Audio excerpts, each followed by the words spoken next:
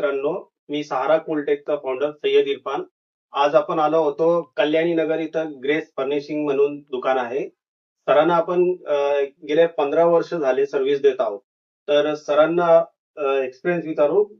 Sir please आपला experience. हम 15 साल से इनसे सर्विसिंग कराते हैं एसी का।